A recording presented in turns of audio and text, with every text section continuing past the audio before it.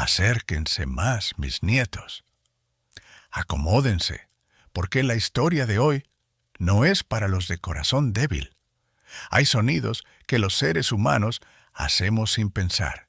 Sonidos tan naturales y cotidianos que ni siquiera consideramos que puedan tener consecuencias, que puedan atraer atención no deseada, desde lugares donde las cosas que escuchan no son humanas y no tienen buenas intenciones. El silbido es uno de esos sonidos, una melodía simple producida por los labios y el aliento, algo que hacemos cuando estamos contentos, cuando estamos aburridos, cuando simplemente queremos llenar el silencio con algo familiar y reconfortante.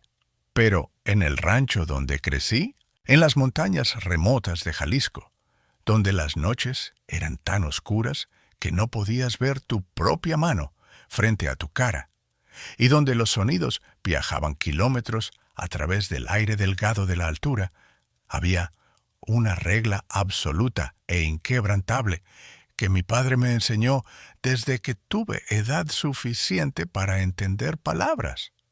Nunca, bajo ninguna circunstancia, jamás silbar después de que el sol se escondiera detrás de las montañas. No era una sugerencia, no era un consejo casual que podías ignorar si te sentías rebelde o curioso.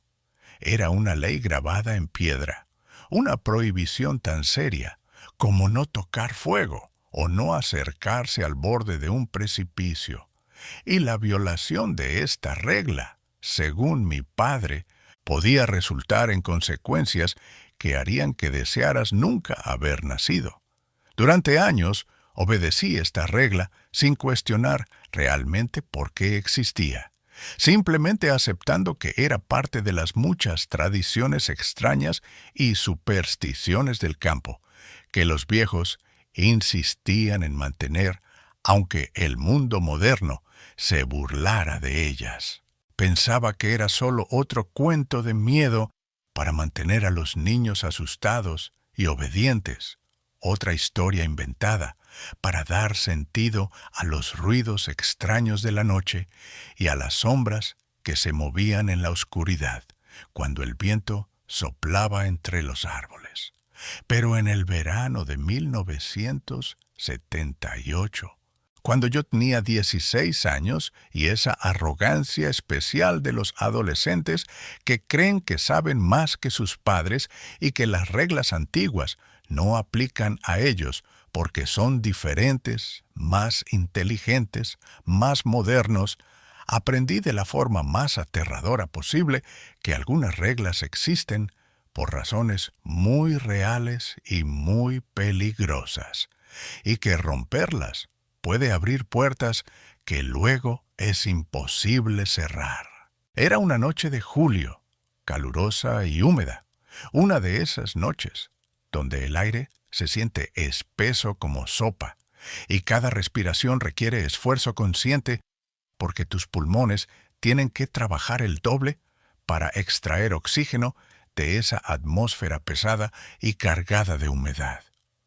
Yo había estado trabajando todo el día en el campo con mi padre, arreglando cercas rotas que el ganado había derribado y limpiando canales de irrigación que se habían llenado de lodo y ramas después de las lluvias torrenciales de la semana anterior. Estaba exhausto, con los músculos adoloridos y la piel quemada por el sol implacable que había golpeado mi espalda durante horas sin piedad. Después de la cena, que consistió en frijoles refritos, tortillas hechas a mano por mi madre y un poco de queso fresco que habíamos hecho esa misma mañana con la leche de nuestras vacas, salí al patio para escapar del calor sofocante de la casa, donde el aire estaba completamente inmóvil y la temperatura parecía subir con cada minuto que pasaba. Afuera, al menos, había una brisa tímida que ocasionalmente se dignaba a soplar, trayendo consigo el olor de pinos mojados de las montañas y el aroma dulce y terroso de la tierra húmeda que había absorbido la lluvia reciente como una esponja sedienta. Me senté en un tronco que usábamos como banco improvisado, mirando las estrellas que comenzaban a aparecer una por una en el cielo, que se oscurecía gradualmente, transformándose de azul profundo a negro tinta, salpicado de puntos de luz que parecían tan cercanos que sentías que podrías extender la mano y tocarlos si te estirabas lo suficiente. Y sin pensar, simplemente por hábito o aburrimiento, o tal vez por ese impulso adolescente de hacer exactamente lo que te han prohibido hacer solo para demostrar que puedes, comencé a silbar. Era una melodía simple, una canción que había escuchado en la radio del pueblo la última vez que habíamos ido a comprar provisiones, algo pegajoso y repetitivo que se había quedado atascado en mi cabeza durante días. El sonido de mi silbido flotó en el aire nocturno, claro y agudo, cortando el silencio de la noche como un cuchillo afilado atravesando tela suave. Casi inmediatamente, la puerta de la casa se abrió de golpe con tanta fuerza que golpeó contra la pared de adobe con un sonido seco y fuerte que me hizo saltar del susto. Mi padre salió como un relámpago, más rápido de lo que lo había visto moverse en años. Su rostro, normalmente tranquilo y sereno, ahora contorsionado en una máscara de terror puro y rabia absoluta. Me agarró del brazo con una fuerza que dejó moretones que me duraron una semana, sus dedos como garras de hierro clavándose en mi piel a través de la tela delgada de mi camisa, y me jaló hacia adentro de la casa mientras siseaba en voz baja, pero intensa. ¿Qué hiciste? ¿Qué demonios acabas de hacer, muchacho idiota? Nunca lo había visto así. Nunca lo había escuchado maldecir. Nunca había visto ese nivel de miedo genuino en sus ojos, que normalmente eran calmados y controlados sin importar qué situación enfrentáramos. Una vez lo había visto enfrentar un toro enfurecido sin pestañear. Lo había visto matar una serpiente de cascabel con sus propias manos. Lo había visto coser su propia pierna después de cortarse con un machete, sin siquiera hacer una mueca de dolor. Pero ahora estaba temblando, realmente temblando, y ese terror en él me asustó más que cualquier regaño o castigo podría haberlo hecho. Me arrastró adentro, cerró la puerta con llave, algo que normalmente nunca hacíamos, porque en el rancho no había nadie de quien esconderse o de quien protegerse, o al menos eso era lo que yo pensaba, y comenzó a cerrar todas las ventanas y postigos mientras mi madre salía de la cocina secándose las manos en su delantal, su rostro pálido cuando vio la expresión de mi padre. ¿Lo hizo?, preguntó ella con voz temblorosa, ya sabiendo la respuesta solo por ver el estado de mi padre. Sí, respondió él, su voz ronca y cargada de resignación y miedo. El muchacho silbó. Después del anochecer. Lo escuché claramente desde adentro. Mi madre se llevó las manos a la boca ahogando un grito, sus ojos llenándose de lágrimas instantáneamente, y comenzó a murmurar oraciones en voz baja. El rosario que siempre llevaba colgado del cuello, ahora apretado entre sus dedos temblorosos, mientras las cuentas gastadas se deslizaban una tras otra con cada Ave María apresurada. Yo estaba completamente confundido, mi adolescente cerebro tratando de procesar por qué un simple silbido había causado esta reacción tan extrema y desproporcionada. ¿Por qué mis padres, estas dos personas fuertes y pragmáticas que habían enfrentado sequías, tormentas, enfermedades y toda clase de dificultades con estoicismo inquebrantable. Ahora estaban actuando como si el fin del mundo estuviera a punto de llegar. ¿Qué pasa?, pregunté, mi voz saliendo más aguda y asustada de lo que pretendía, revelando el miedo que estaba comenzando a filtrarse en mi pecho como agua helada llenando mis pulmones. ¿Qué hay de malo con silbar? Es solo un sonido, solo una canción. No hice nada malo. Mi padre se volvió hacia mí, y por primera vez en mi vida vi algo en sus ojos que nunca había visto antes. Decepción mezclada con miedo, no miedo por él mismo, sino miedo por mí, miedo de que su hijo, su único hijo, acabara de sellar su propio destino por ignorancia y arrogancia. Se sentó pesadamente en una silla, de repente viéndose mucho más viejo de lo que era, como si esos últimos minutos hubieran agregado una década a su rostro. «Te lo dije 1000 veces», comenzó, su voz ahora más calmada, pero teñida de una tristeza profunda. «Te advertí desde que eras pequeño. Nunca silbes de noche. ¿Por qué crees que existe esa regla? ¿Crees que soy un viejo supersticioso inventando cuentos para asustarte? Esa regla existe porque hay cosas en estas montañas, cosas que viven en la oscuridad entre los árboles y en las cuevas profundas donde la luz nunca llega, cosas que esperan y escuchan, siempre escuchan, buscando señales de vida humana, buscando formas de encontrarnos, de localizarnos, de saber dónde estamos. Y el silbido, hijo, el silbido es como un faro en la oscuridad para ellas. Es como gritar tu ubicación exacta. Es como enviar una invitación grabada en oro diciendo, «Aquí estoy, ven a buscarme». Pero antes de adentrarnos más en esta oscuridad, necesito saber si son valientes. Verifiquen ahora mismo si están suscritos al canal. Es la única forma de asegurar su lugar junto a mi hoguera y no perderse ninguna pesadilla. ¿Listos? Continuemos. Porque lo que pasó esa noche en mi rancho, después de que rompí la regla más sagrada, es algo que me ha perseguido durante más de 40 años. Algo que me despierta sudando en medio de la noche, incluso ahora que soy un anciano que debería haber encontrado paz en su vejez, pero que en cambio lleva el peso de haber visto algo que ningún ser humano debería ver jamás.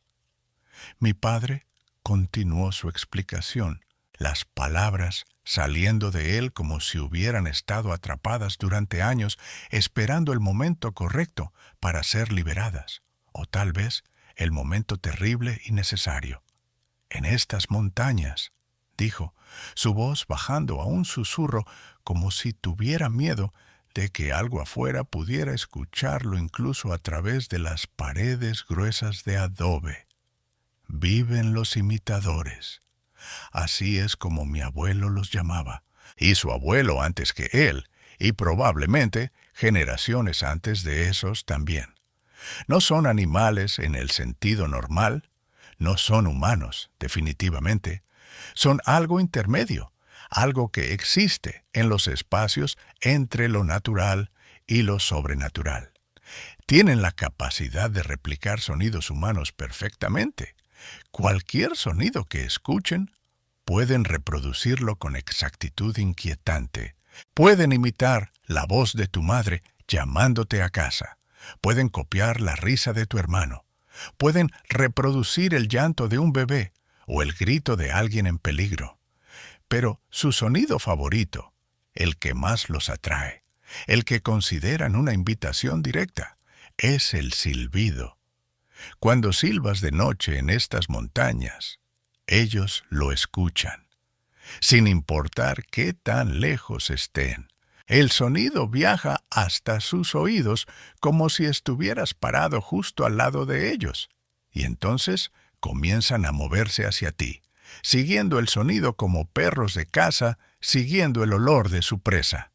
Y cuando te encuentran, cuando finalmente llegan a donde estás, hacen algo que es peor que simplemente atacarte o matarte.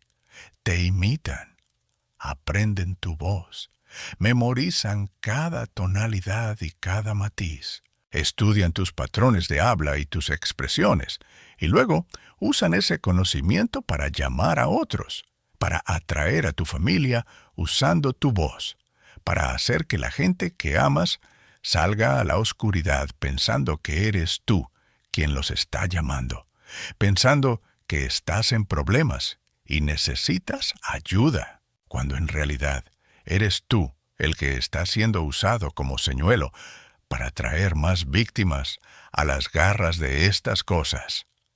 Las palabras de mi padre me golpearon como puños físicos, cada frase más aterradora que la anterior, pintando una imagen de horror que mi mente adolescente luchaba por procesar completamente.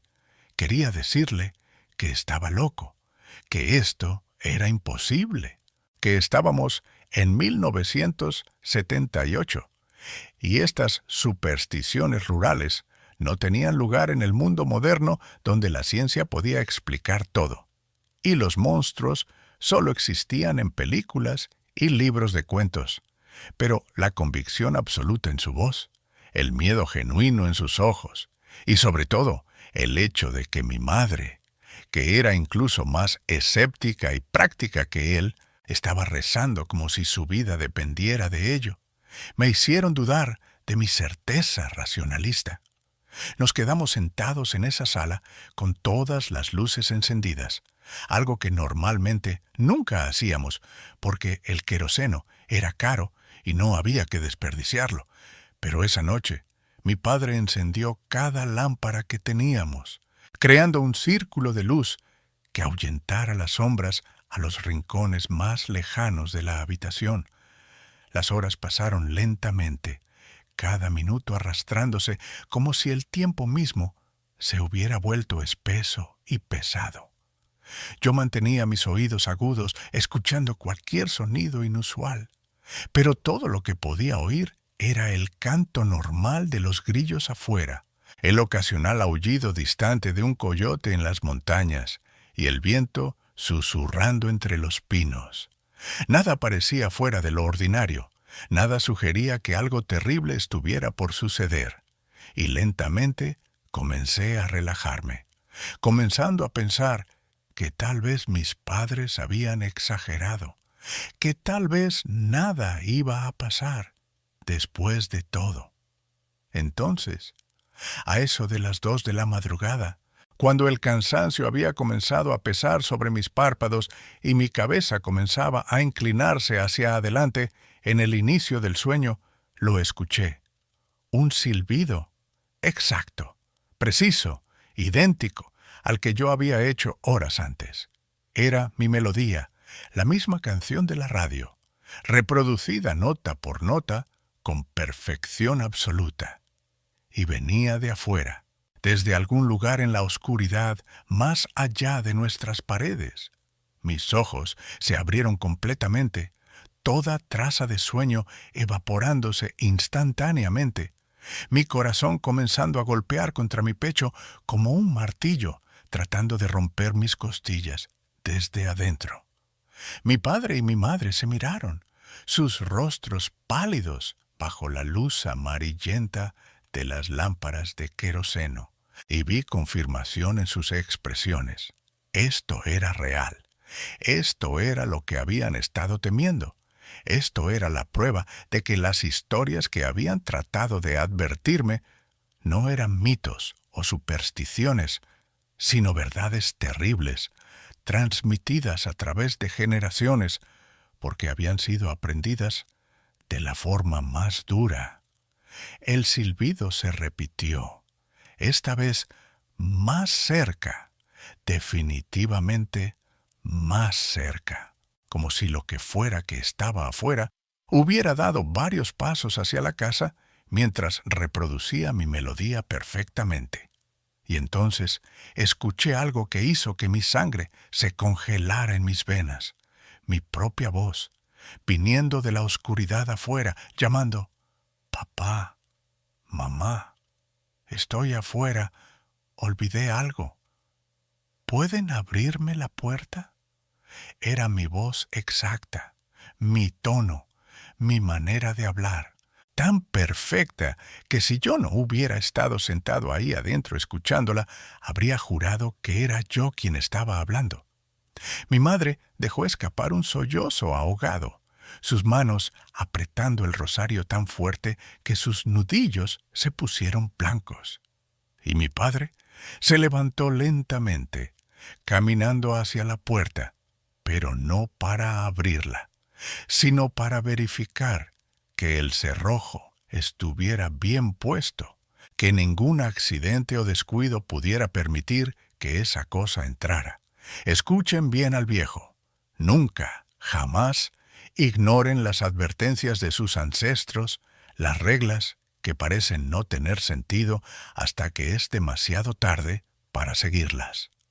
Si sienten ese frío en la espalda ahora mismo, dejen su me gusta para ayudarnos a seguir investigando estos casos. Y díganme en los comentarios, ¿qué hora es allá donde están? ¿Alguna vez han roto una regla que sus abuelos les dijeron que nunca rompieran? ¿Han escuchado su propia voz cuando saben que no son ustedes hablando? Sigamos, porque lo que pasó después esa noche me enseñó que hay destinos peores que la muerte, y que algunas veces sobrevivir es solo el principio del verdadero horror. La voz afuera. Mi voz, pero no mi voz. Continuó llamando, primero con tono normal y casual, como si realmente fuera yo pidiendo que me dejaran entrar, pero gradualmente, cuando no obtuvo respuesta, el tono comenzó a cambiar, volviéndose más insistente, más agitado, más desesperado. «Por favor, hace frío aquí afuera», decía la voz que sonaba exactamente como yo, y era verdad que las noches en las montañas podían ser frías incluso en verano, lo cual hacía la súplica aún más convincente y más terrible. «No entiendo por qué no me abren. Soy yo, su hijo. ¿Por qué me están ignorando? ¿Hice algo malo? Por favor, déjenme entrar». Cada palabra era una tortura, porque sonaba tan real, tan genuinamente confundida y dolida, que una parte de mi cerebro comenzaba a dudar de mi propia realidad. Comenzaba a preguntarse si tal vez yo era el que estaba afuera y la cosa adentro era la imitación, si tal vez mi percepción de la realidad se había invertido de alguna manera incomprensible. Pero mi padre me agarró del hombro, sus dedos clavándose en mi carne como recordatorio físico de que yo estaba aquí, adentro, a salvo por ahora. «No digas nada», susurró directamente en mi oído, su aliento caliente contra mi piel. «No hagas ningún sonido. Si respondes, si le das más de tu voz para estudiar y copiar, se volverá más fuerte, más convincente. El silencio es nuestra única arma ahora». Obedecí, mordiéndome el labio hasta que saboreé sangre en mi boca, usando el dolor como ancla a la realidad, como distracción de la tentación casi irresistible de gritar hacia la oscuridad, de confrontar a esta cosa que estaba usando mi identidad como disfraz. La voz afuera probó diferentes tácticas. Primero, la confusión inocente, luego la súplica patética, después la frustración creciente y finalmente, cuando ninguna de esas funcionó, algo más oscuro comenzó a filtrarse. «Sé que están ahí adentro», dijo mi voz, pero ahora con un tono que yo nunca había usado, un tono frío y calculador y lleno de malicia antigua. «Puedo olerlos. Puedo escuchar sus corazones latiendo como tambores de miedo. El muchacho me invitó con su silbido. Me llamó. Y ahora tengo derecho a estar aquí. Tengo derecho a entrar. Esas son las reglas antiguas que incluso ustedes deben respetar. Mi padre se puso tenso cuando escuchó esto, y vi reconocimiento en sus ojos, como si estas palabras confirmaran algo que había temido. Las reglas antiguas, murmuró, más para sí mismo que para nosotros. ¿Está hablando de las reglas de invitación? En las leyendas viejas, si llamas a uno de ellos, intencionalmente o no, le das permiso parcial para acercarse, para intentar entrar. Pero no puede cruzar el umbral sin invitación explícita. Mientras no le abramos, mientras no le digamos que entre, estamos a salvo, teóricamente. Esa última palabra, teóricamente, no me dio ningún consuelo. Pasaron horas así, con la cosa afuera alternando entre usar mi voz y luego, cuando se dio cuenta de que eso no estaba funcionando, comenzó a probar otras voces, otras tácticas. Usó la voz de mi padre llamando a mi madre. Lupita, sal aquí, necesito tu ayuda con algo. Usó la voz de mi madre llorando. Me caí, me rompí la pierna, necesito ayuda. Probó la voz de mi abuela que había muerto 2 años antes, una imitación tan perfecta que mi madre comenzó a sollozar incontrolablemente porque era como escuchar a su propia madre llamándola desde la tumba. Probó voces de vecinos, de amigos, de personas que conocíamos del pueblo, un desfile interminable de voces familiares, todas pidiendo entrada, todas tratando de encontrar la combinación correcta de palabras y tonos que nos haría abrir esa puerta. Pero a medida que pasaba la noche, las voces se volvieron menos convincentes, como si la cosa estuviera perdiendo energía o paciencia.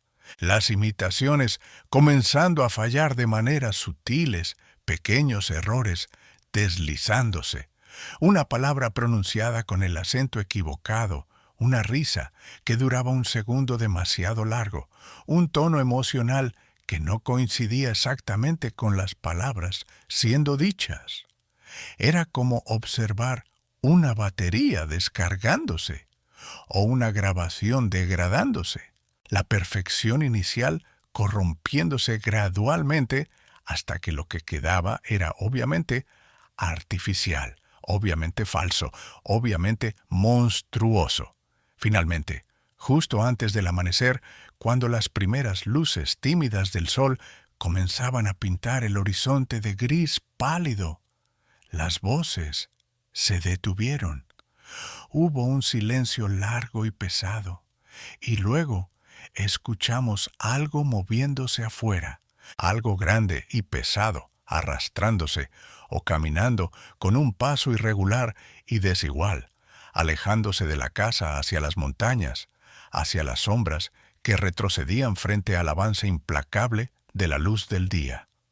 Mi padre esperó 1 hora completa después de que el sol estuvo completamente arriba antes de atreverse a abrir la puerta, y cuando finalmente lo hizo, lo primero que vimos fueron las huellas.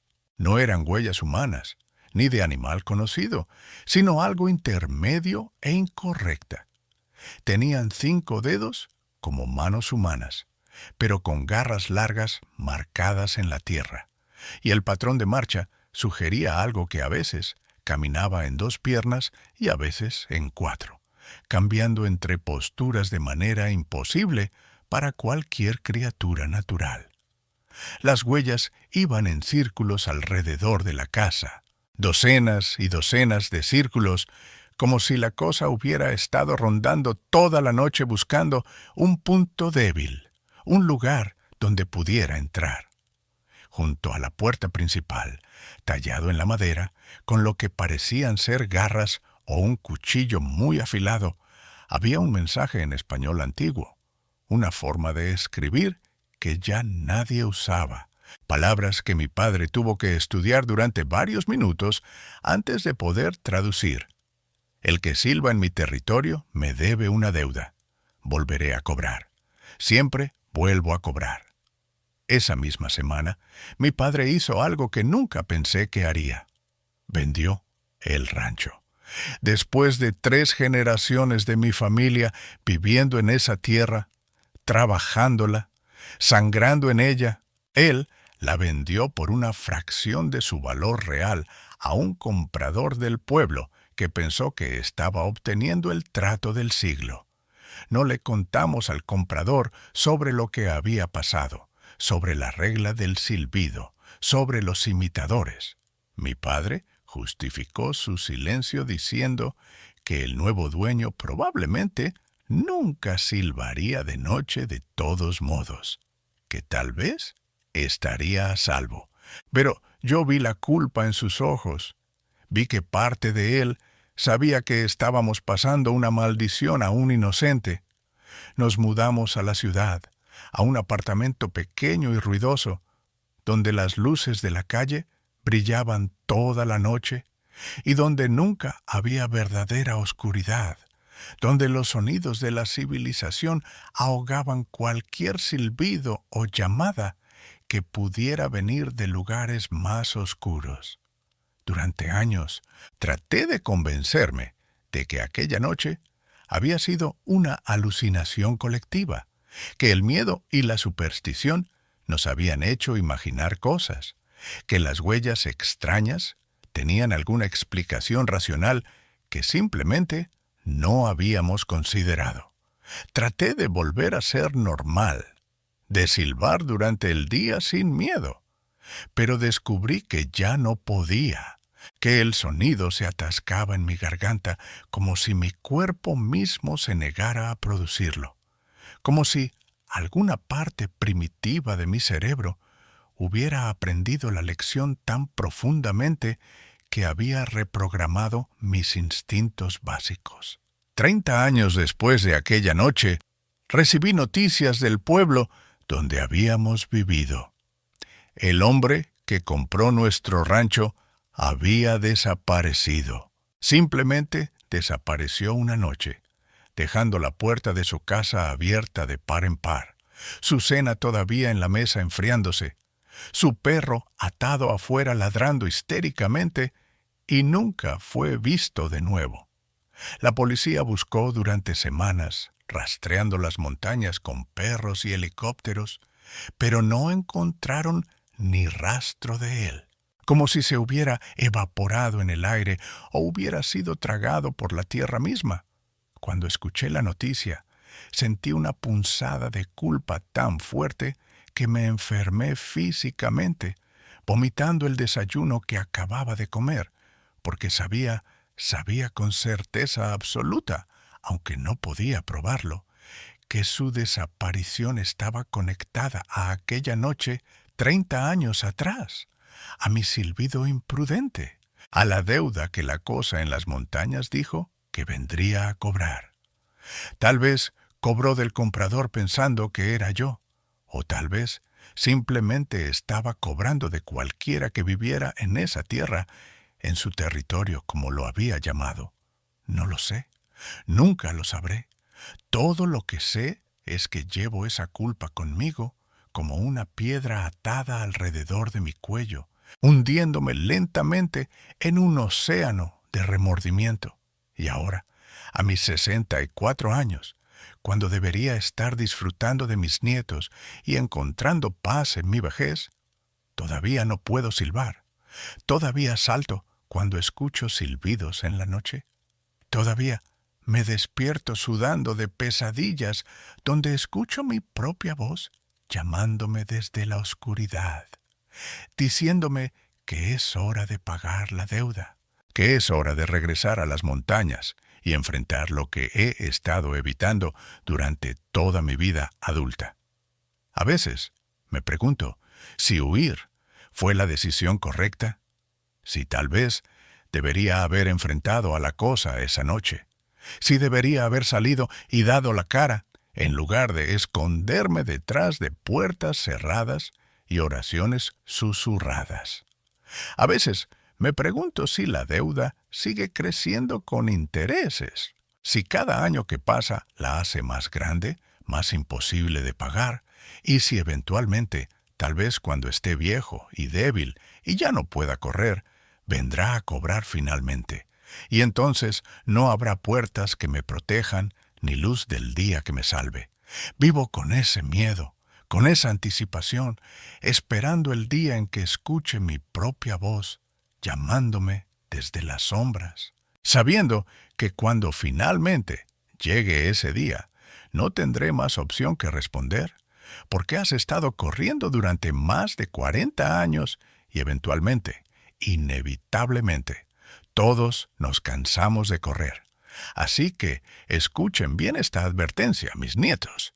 Si alguna vez se encuentran en lugares remotos, en montañas o bosques o desiertos, donde la civilización es solo un recuerdo distante y donde las reglas antiguas todavía aplican, nunca, jamás, silben después del anochecer. No importa qué tan inocente parezca, no importa qué tan aburridos estén o qué tan fuerte sea el impulso de llenar el silencio con sonido familiar.